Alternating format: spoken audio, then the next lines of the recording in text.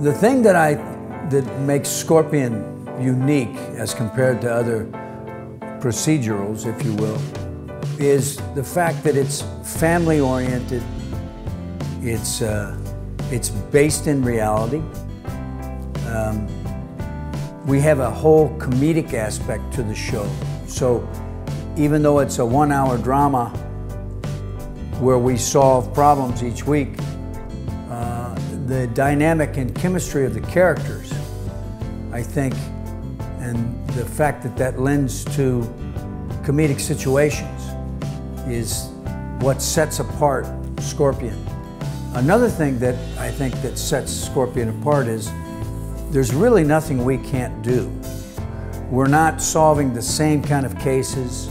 We're going and doing all sorts of different dynamic things that we don't just follow this straight groove, you know. So each week there's a fantastic story, there's a situation, and this team of geniuses, average people with an above average IQ and their quirks come together, as different as they are, to be a team, to be a family, and they solve the problem.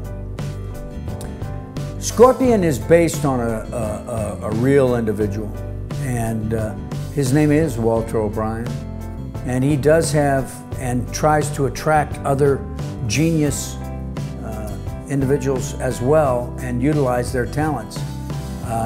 I think it's, as we continue to advance as a civilization, to our benefit to utilize great minds and figure out alternative ways to deal with the problems we have in our society as we continue to advance, and to utilize their gifts and to help us. And I think that it's nice to know that there are people like this out there that are anticipating things that you and I, the average individual, can't perceive or realize that could potentially happen, and they might have a solution. That makes me feel pretty good. Season 4, I think you're going to see a continuation of the human quotient, the human. Season 4 of Scorpion. We debuts as we start to get into making the stories. I think you see the human relationships grow, the inner dynamic between the individuals. The Toby and Happy relationship will be a lot of fun. Paige and Walter. Will Paige really be able to help Walter grow as a human? And it'll be interesting to see. I'm excited about Cabe Gallo from my point of view. I have such a personal relationship with each individual character, and each one is a different situation that I have to deal with, you know, and that's fun for me.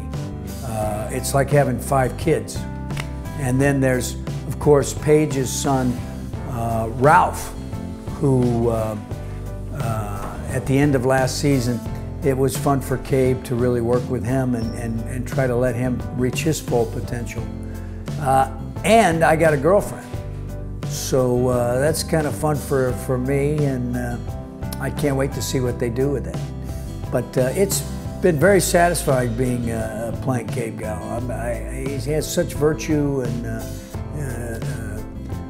such a strong moral code that I really enjoy playing him each week. Well, we've already had a crossover with NCIS LA, but perhaps we could have a crossover with Wilmer on NCIS. I also think that Lucas Till is doing a fantastic job with MacGyver. And I do think that perhaps Team Scorpion could unite with MacGyver in some mega episode, which would be fun to see how that works out.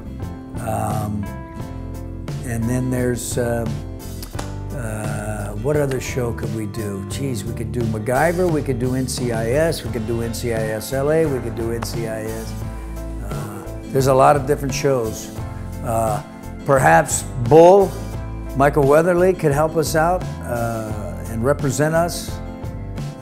We could do a crossover with him.